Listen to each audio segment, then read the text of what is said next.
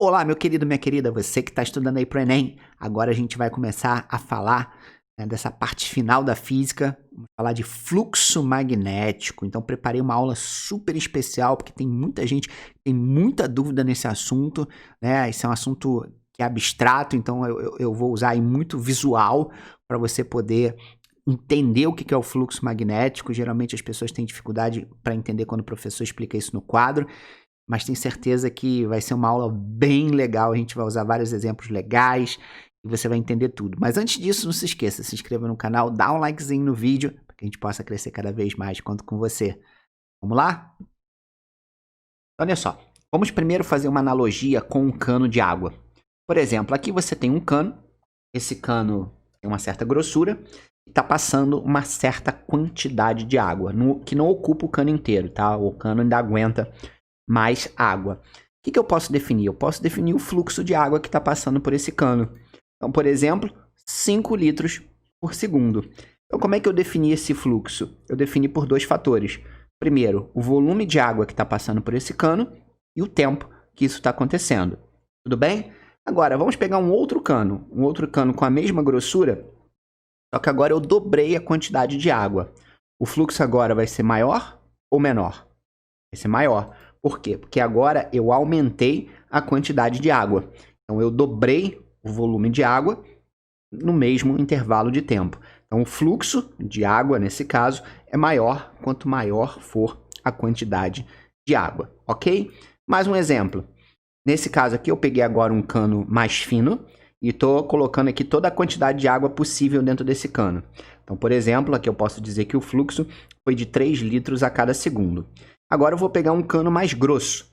Tá vendo? Esse segundo cano aqui é mais grosso que o primeiro. Então, obviamente, cabe mais água. Então, eu posso dizer agora que esse fluxo de 3 passou para 7 litros por segundo. Então, a gente chega numa segunda conclusão. O fluxo de água vai ser maior quanto maior for a grossura do cano. Certo? Então, são esses dois fatores que influenciam no fluxo de água.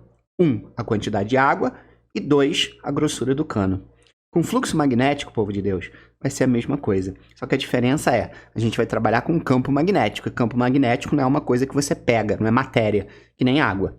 Tudo bem? Mas esses dois fatores vão existir. No caso, a água vira campo magnético e a grossura do cano vai virar, no caso, a área do lugar que você está estudando. Beleza? Então, olha só. Usando essa analogia agora para interpretar o fluxo do campo magnético. Aqui eu tenho duas situações. Aqui eu tenho uma areazinha do espaço, que é A, e aqui eu estou estudando numa mesma areazinha A. Aqui é como se fosse a grossura do cano. A grossura do cano é igual para os dois, tá? E aqui eu tenho um certo campo magnético, aqui eu tenho outro campo magnético. Em qual dos dois o fluxo é maior? Tcharam! No outro era mole, né? Era só ver a quantidade de água que está passando. Aqui é só ver a quantidade de campo magnético. Isso está representado pelas setinhas. Repara, campo magnético não dá para pegar, né? Então a gente representa por setas que são vetores. Campo magnético é um vetor. Então, 1, 2, 3, 4, 5, 6 setinhas. E aqui eu só tenho 3. Então, o fluxo magnético ele vai ser maior, mais intenso, quanto maior for o campo magnético. E a gente vê isso no desenho pelo número de setinhas que estão entrando nessa região do espaço que a gente está estudando. Viu como é que é a mesma coisa que a água? Quanto mais água, mais fluxo. Aqui é a mesma coisa. Quanto mais forte, mais intenso for o campo magnético, maior também vai ser o fluxo magnético. Belezura? E o segundo caso, agora vai ser a área do espaço que a gente está estudando. Aqui eu estou estudando uma areazinha A. E aqui eu estou estudando uma areazinha 2A. Certo? Aqui a analogia é a grossura do cano. Aqui seria um cano, entre aspas, mais fino. E aqui um cano mais grosso. Ui. E aí, qual desses dois o fluxo magnético vai ser maior? Bom, o fluxo magnético vai ser maior aonde estiver passando mais setinhas, né? Você repara que aqui ó, tem 1, 2, 3, 4, 5, 6. E no primeiro exemplo só tem 1, 2, 3. Então, claro que o fluxo magnético vai ser maior aonde a área for maior. Assim como o fluxo de água é maior, quanto mais grosso for o cano que consegue passar mais água. Tudo bem? Então, esses são os dois fatores que vão influenciar no fluxo do campo magnético. 1, o próprio campo, e 2, a areazinha que a gente está estudando e vendo como é que está passando ali de campo, de vetor campo magnético. E a gente pode juntar tudo isso numa fórmula. A gente usa essa letra grega para representar o fluxo do campo magnético. Vai depender do campo, como a gente acabou de ver, e vai depender da areazinha. Agora tem esse detalhezinho aqui. tá? Matemático, que vai ser o cosseno de θ. O que é esse tal de θ? Vai ser o ângulo entre o vetor campo magnético e o vetor perpendicular à superfície que a gente está estudando. Ó, aqui eu tenho o vetor campo magnético, que está na horizontal, e aqui eu tenho a minha areazinha que eu estou estudando, tá? Esse vetor aqui, vetor perpendicular à superfície, esse azulzinho aqui, ó. Para que esse azulzinho aqui é perpendicular, faz um ângulo de 90 graus com a superfície que eu estou estudando. E claro, esse ângulo θ vai ser esse ângulo aqui, ó. O ângulo entre o vetor campo magnético e esse vetor azulzinho aqui, que é perpendicular à área da nossa área que a gente está estudando, né? Que não, depois a gente vai ver que essas áreas geralmente são espiras, tá? Espira é um fio de metal que a gente enrola ele nesse formatozinho aqui. Tudo bem? Bom, então continuando. Agora vamos para os casos especiais, tá? Os casos especiais são os que mais aparecem por aí, principalmente esse primeiro. Dá uma olhadinha nesse caso aqui. Você repara que o vetor campo magnético aqui, ó, tá junto com o vetor que é perpendicular à superfície. Então, qual vai ser o ângulo θ aqui? Se um vetor está em cima do outro, o ângulo é 0. Concorda comigo?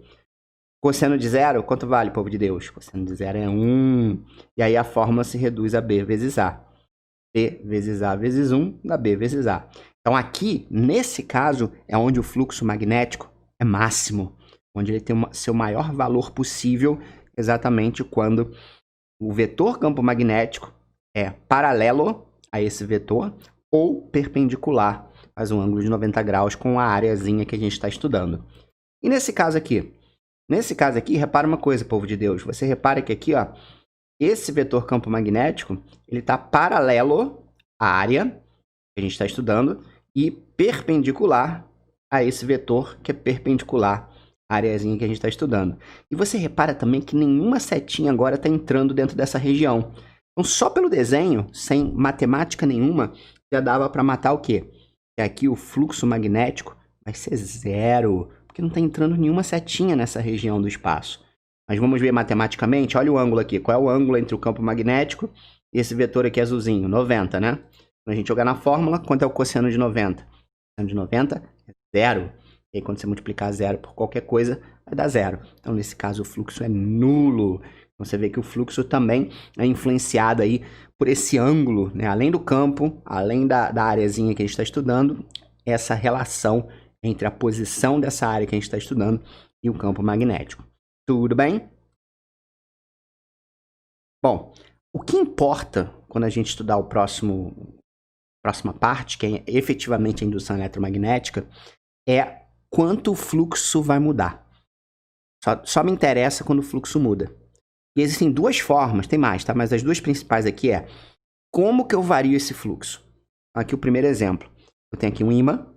Esse ímã está produzindo aqui um campo magnético representado por essas setinhas vermelhas. Claro que tem outras setas aqui, mas só interessa essas que eu estou mostrando. E aí eu estou estudando essa areazinha aqui, ó. Essa espira, tá? Peguei um fio de cobre, enrolei aqui nesse formato e formei uma espira. Tudo bem? Quantas setinhas estão entrando aqui? 1, 2, 3. Então, essas setinhas que estão entrando é que estão contribuindo para o fluxo magnético, como a gente já viu. Agora, se eu aproximar o ímã, será que esse fluxo vai aumentar? Será que esse fluxo vai diminuir? Ou será que esse fluxo vai permanecer o mesmo? Bom, essa areazinha aqui da espira não vai mudar. Então, para aumentar o fluxo, eu tenho que colocar mais setinhas passando por aqui. Se diminuir o número de setinhas, diminui o fluxo. E se continuar entrando 3 setinhas, o fluxo vai permanecer constante. Mas é meio óbvio a gente imaginar, quando eu chegar pertinho, essas setas, por exemplo, que não entravam, que estavam longe, agora vão entrar. Repara que agora 1, 2, 3, 4, 5 setinhas estão entrando. Então, nesse caso, o fluxo aumentou. Então, quando eu aproximo um ímã de uma espira, o fluxo aumenta. Quando eu afasto o ímã de uma espira, o fluxo diminui. Show de bola? E qual seria o outro caso, que é mais raro? Ah, aqui uma animaçãozinha muito bacana, ó, mostrando isso. Ah, você vê que aqui, ó, no início você tem essas setas e as setas que agora não estavam entrando quando o ímã está longe, passam a entrar de novo. Ó, essa seta não entrava, ó. Agora entrou. Ó que beleza, ó. Ó que beleza. Agora eu tenho muito mais setinhas entrando do que eu tinha no começo da minha animação, quando eu aproximei o ímã. Beleza? Então esse é o método principal para eu aumentar a área, aumentar o fluxo magnético pela espira. Tudo bem? E a segunda, que é mais raro, é você variar a área da espira. Porque, por exemplo, aqui está a espira, né? Eu tenho 1, 2, 3, 4, 5 setinhas entrando. Se eu der uma esticadazinha na espira assim, ó, repara que agora eu só tenho 2 setinhas entrando. Então, nesse caso, a gente teve uma redução do fluxo magnético. O fluxo magnético vai depender dessa quantidade de setinhas que estão entrando nessa área que a gente está estudando. Tudo bem?